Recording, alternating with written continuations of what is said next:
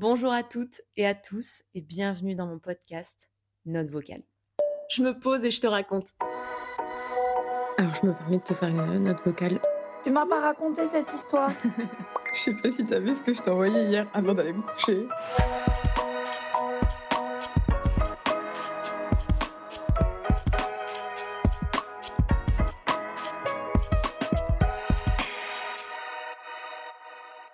Je vous retrouve pour le premier épisode de l'année. Donc déjà, je voulais vous souhaiter une excellente année 2026. Je pense que j'ai pas été la seule à avoir une année compliquée, riche, intense. Donc je nous souhaite une année plus apaisée pour cette année 2026 et pouvoir profiter de tout ce qu'on a mis en place l'année dernière. En tout cas, c'est vraiment ce que je me souhaite. Dans cet épisode, je ne vais pas du tout vous parler de maternité. Non pas que je ne veuille plus en parler, mais sachez que je suis encore capable de parler d'autre chose. Et l'idée de ce podcast m'est venue avec un commentaire pas très agréable, mais comme quoi toutes les critiques sont constructives, hein. Bon, celle-ci, elle ne l'était pas beaucoup, mais elle m'a quand même inspiré cet épisode. J'ai reçu ce commentaire à la fin du mois de décembre, il me semble, qui disait Tiens, tu ne parles plus du tout d'écologie, j'imagine que ça ne doit plus être tendance. Ça, c'était cadeau, pourtant c'était pas sur ma liste au Père Noël. J'ai même pas répondu à cette personne parce que sincèrement, c'était gratuit et vraiment pas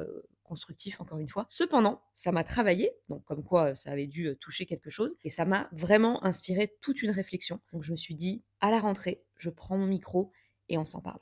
Alors déjà, je pense que le sujet est toujours tendance, s'il faut paraphraser cette personne. Plus que tendance, je pense qu'il n'a jamais été autant d'actualité et je ne vois pas comment il pourrait un jour ne plus le devenir. Et même si c'était une tendance, écoutez, ce serait peut-être la plus sensée et la plus intelligente depuis un long moment, avec peut-être manger équilibré, faire du sport. Voilà, ça aussi, quand j'ai pu lancer mon compte food autour de la nourriture équilibrée, du sport, il y a maintenant je sais plus, 8 ans, 9 ans. On m'a dit que c'était tendance. Bah, écoutez, pourquoi pas? S'il faut mettre les choses dans des cases, pourquoi pas? D'accord, c'est tendance de faire du sport et de bien manger. Écoutez, ça me va. Suivre ce type de tendance, ça me va. Et faire partie du problème, ça me va. Donc non, je ne pense pas que l'écologie soit tendance. Je préférerais qu'elle le soit, parce que ça voudrait dire qu'on aurait trouvé une solution et qu'on pourrait passer à autre chose. Je serais la première à être ravie que ça soit un effet de mode. Mais non, non, le sujet n'a jamais été aussi brûlant, tristement. La seule différence, pour ma part, par rapport à ce que je partage sur les réseaux sociaux, c'est que je ne suis plus en colère. En fait, j'ai réalisé ça il y a quelques mois, peut-être il y a un an. Je ne suis plus en colère quand je parle d'écologie, quand je parle de végétarisme, quand je parle de fast fashion. Tout ça, c'est lié. Parce qu'au début, c'était très, très compliqué. Je pense que j'ai commencé par devenir végétarienne. D'ailleurs, c'est amusant parce que très souvent, je pense qu'on devient végétarien pour la cause animale, pour sa santé. Moi, c'était pour la planète. Les premières vidéos que j'ai pu regarder, les premiers écrits qui ont pu m'intéresser, faisaient vraiment le parallèle entre la consommation de produits animaux et l'impact écologique, l'impact sur la planète. Et c'est ça qui m'a parlé en tout premier. Et j'étais vraiment au tout début d'une période où je réfléchissais à comment réduire mon impact sur la planète, mon empreinte carbone. Et donc, j'ai commencé à réduire les produits d'origine animale, mais très vite, je me souviens très bien, c'était une bonne résolution de l'année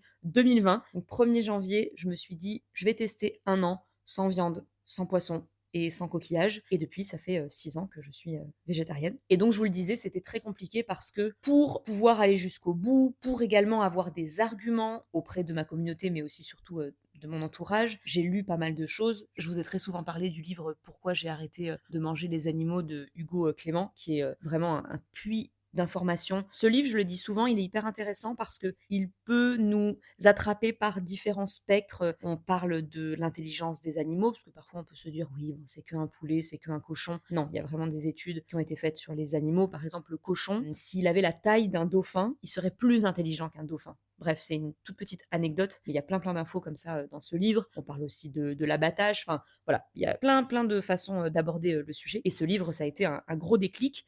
Et ce livre, d'autres, des vidéos, des articles, etc., ont fait que j'étais remplie d'infos et de colère. Et c'est vrai que quand on informe les gens qu'on est en train de devenir végétarien, qu'on diminue peut-être sa consommation de viande ou qu'on est devenu végétarien ou vegan, c'est violent. C'est violent visiblement pour la personne qui reçoit l'information, pourtant on n'attaque personne, mais c'est surtout violent pour la personne qui l'annonce parce que je peux vous dire que ce soit ma communauté, mon entourage, ma famille, mes amis, quand j'y réfléchis, quand je prends du recul, je m'en suis pris plein la tronche. Alors que j'avais pas franchement l'impression d'être celle qui fait mal. Je suis pas là pour accuser les gens qui mangent de la viande, mais il s'agirait de peut-être pas retourner la situation.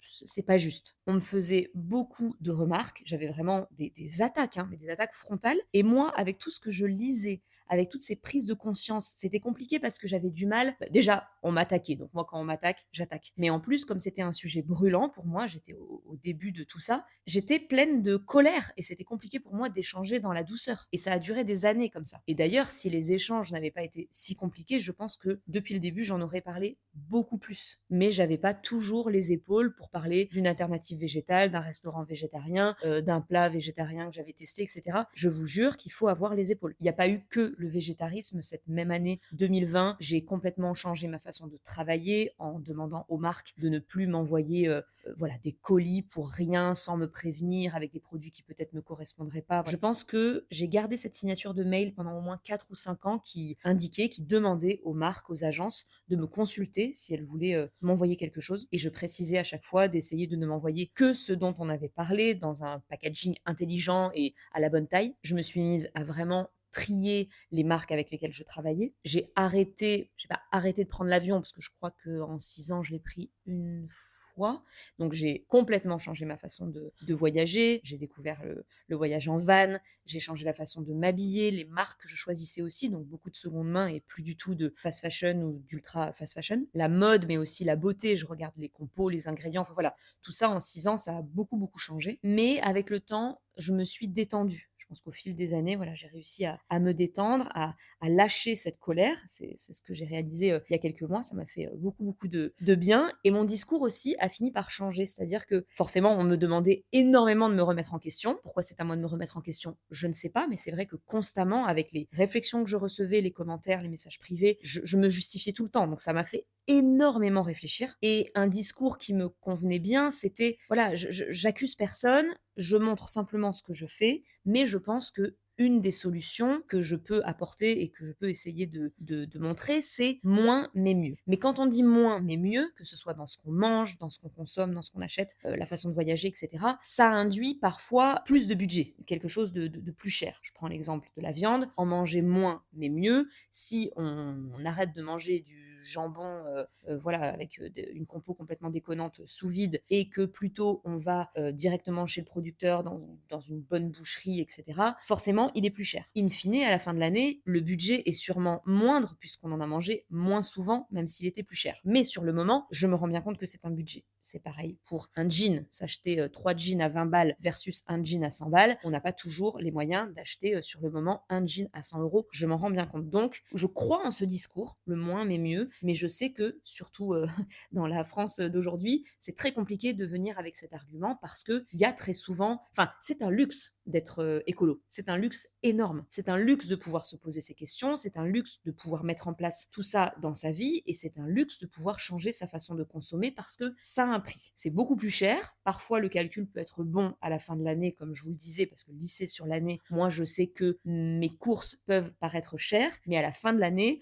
quand on voit que je n'ai pas dépensé de l'argent pour de la viande, pour du poisson, des produits qui sont chers, pareil pour les produits transformés, sucrés, etc., je sais qu'à la fin de l'année, mon budget est plus petit. Mais rien que réfléchir comme ça, pouvoir faire les courses dans un magasin bio, c'est un luxe. Je suis privilégiée de pouvoir le faire. Donc très souvent, l'argument de moins mais mieux, il fonctionne pas. Je l'ai vu par exemple sur TikTok où là pour le coup les retours, les échanges sont les plus lunaires et les plus violents et c'est ce qui revenait très souvent quand je parlais voilà, de complètement boycotter la fast fashion, de peut-être réduire sa consommation de produits animaux. Et j'entends, j'ai eu du mal au début parce que j'essaye de faire des calculs par A plus B que si ça peut même coûter moins cher, mais je comprends. Et aujourd'hui, je pense qu'avec la colère qui s'est atténuée, mon discours a changé et c'est plus moins mais mieux, mais juste moins. Il y a des choses, j'arrive même pas à avoir de la souplesse, comme par exemple l'ultra fast fashion, Shein, Temu, etc. Là, j'avoue, moi, c'est un grand non et je trouve pas d'excuses parce que derrière, non seulement ça fait le tour de la planète pour arriver jusqu'à nous, mais des produits qui coûtent ce prix-là, il faut bien se dire que c'est trop peu cher et que la différence de prix, il y a quelqu'un d'autre qui le paie à notre place à l'autre bout du monde. Et très souvent, ce sont dans des conditions de travail absolument innommables, du travail forcé, des femmes, des enfants. Donc bon, ça, j'ai un petit peu de mal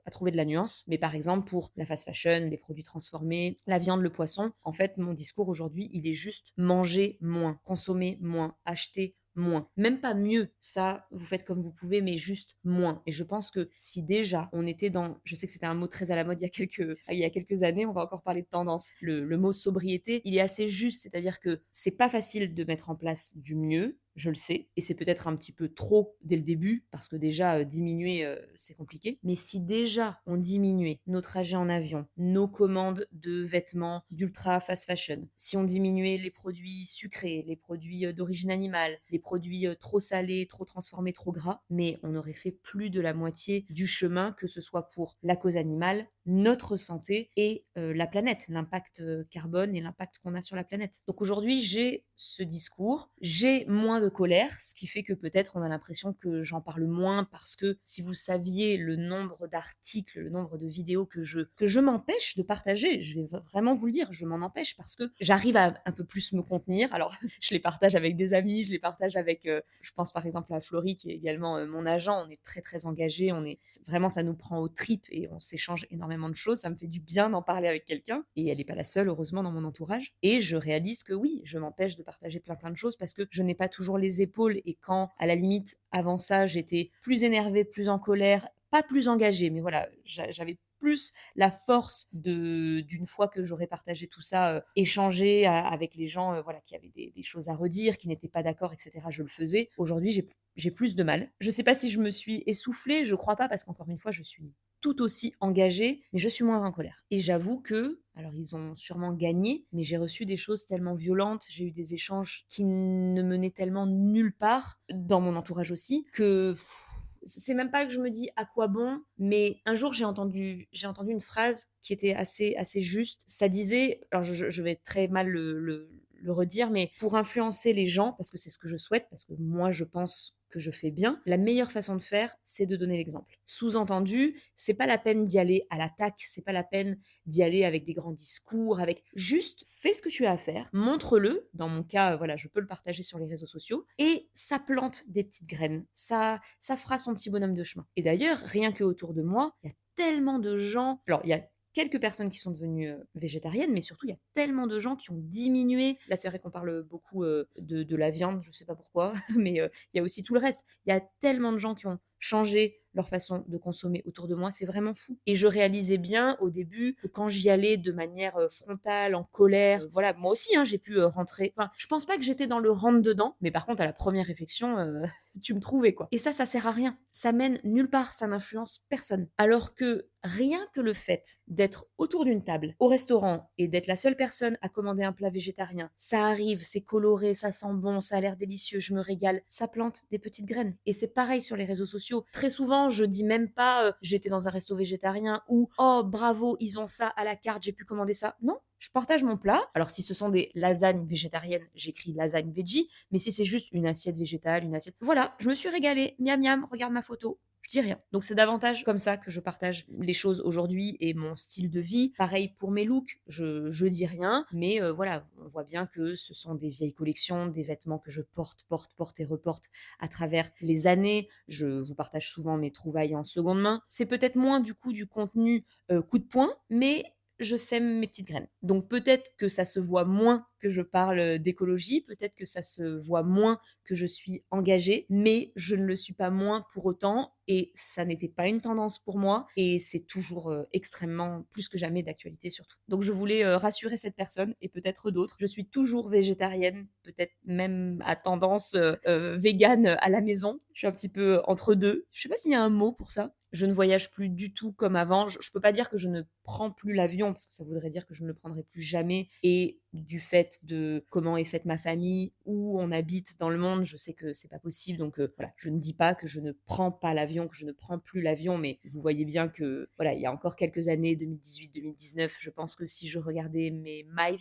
j'avais fait 2 fois le tour de la planète par an. Aujourd'hui, j'ai pris 1 fois l'avion en 6 ans. Je pense qu'on est sur quand même un grand écart. Je privilégie le train, j'ai découvert le voyage en van, ça c'est génial. Je préfère aussi la seconde main, j'essaye de plus du tout consommer de fast fashion et surtout j'essaye de pas du tout créer de contenu autour de marques qui me semblent problématiques sur les réseaux sociaux. Je continue à refuser plus que jamais là aussi tellement de contrats quand, ça va pas du tout correspondre à mes valeurs. Pour ce qui est de la compo, la fabrication, le marketing, les conditions de travail et cetera. J'ai une charte personnelle qui est assez, peut-être pas assez exigeante pour certains, hein, j'en suis sûre, mais voilà, qui pour moi est assez, complète. Donc j'ai beaucoup de choses à vérifier avant de me lancer et de travailler, avec les marques que je choisis. Et rien que ça, finalement, c'est ma façon à moi de militer. C'est-à-dire que je choisis vraiment consciencieusement ce que je partage sur les réseaux sociaux. Je suis alignée avec mon style de vie, avec ma façon de consommer, que ce soit dans mon assiette, dans mon armoire, dans ma salle de bain, ma façon de voyager. Et c'est pas statique, hein, je peux vous dire qu'avec tous les comptes que je suis, j'en apprends tous les jours. Et là aussi, ça sème des petites graines dans ma vie à moi et je modifie, je change, je réfléchis beaucoup tous les jours. C'est pas toujours évident parce que j'ai un métier qui est peut-être un petit peu antinomique avec tout ça et finalement, c'est un métier de consommation. J'en suis absolument consciente, rassurez-vous. Mais j'adore mon métier et je me dis que quitte à influencer et puisque les gens consomment quoi qu'il arrive, peut-être essayer ensemble, parce que je dis ensemble parce que vous m'envoyez aussi très souvent des choses, on échange, vous m'apprenez beaucoup, vous m'influencez beaucoup et je me dis que ensemble, on peut apprendre à consommer différemment et à déconstruire pas mal de choses. Et c'est drôle parce que dans mon entourage, et je l'ai vu aussi sur les réseaux sociaux, par exemple, dernièrement, je regarde les commentaires d'une photo et quelqu'un demande la marque de quelque chose et la personne lui répond ouais, je sais, c'est pas top top, mais j'ai trouvé ça chez Zara. Et ça, je l'ai déjà vu plusieurs fois et je me dis c'est fou parce que presque on s'excuse, on sait que c'est pas top et je me dis waouh, ça c'est déjà une énorme avancée parce que avant ça, on achetait sans avoir conscience vraiment de comment c'était fabriqué, de qu'est-ce que ça voulait dire d'acheter de la fast fashion. Aujourd'hui, vraiment, on en a conscience. Il y a énormément de gens qui réalisent. Peut-être que tout le monde n'a pas arrêté, peut-être que tout le monde ne peut pas arrêter de consommer de la fast fashion, mais voilà, c'est en conscience. Et je pense que pour ce qu'il y a dans notre assiette, c'est aussi le cas pour énormément de personnes, parce que forcément, et il paraît que c'est très français, quand on est autour d'une table, on parle de nourriture. Et je sais que, en tout cas, quand je suis à table, et je pense que beaucoup de végétariens, de végétariennes se reconnaîtront. Le sujet vient sur la table, c'est le cas de le dire, et le discours a complètement changé. Avant, c'était, voilà, les gens étaient un petit peu comme vexés, ils se sentaient attaqués que moi, je ne mange pas de viande. Ensuite, bon, les échanges ont été possibles, et aujourd'hui, alors soit je suis face à quelqu'un qui a vraiment fait un plat végétarien pour le jour où je viens, donc la personne est hyper contente, elle a testé quelque chose, elle est fière de me faire tester voilà, un plat végétarien, ou même, et ça c'est nouveau, je vois des gens se justifier de non mais tu sais, j'en mange vraiment de moins en moins, mais là dans ce resto, je sais que, je n'importe quoi, le foie gras est super bon, donc voilà, j'ai envie de me faire plaisir aujourd'hui. Et alors je sais qu'en plus, ça ne vient pas de moi parce que j'ai jamais essayé de mettre les gens autour de moi mal à l'aise, mais le fait est que beaucoup de gens se justifient autour de moi quand ils mangent de la viande ou qu'ils préfèrent commander du poisson alors que je commande un plat végétarien. Alors que ça, par contre, il n'y a jamais eu aucun souci, j'ai jamais attaqué quelqu'un parce qu'il mange de la viande en face de moi, ce sera jamais un sujet. Mais aujourd'hui, je le vois, les gens sont un petit peu comme mal à l'aise et ça ne m'amuse pas, hein, mais je me dis waouh, ça a quand même énormément changé parce que c'était loin d'être le cas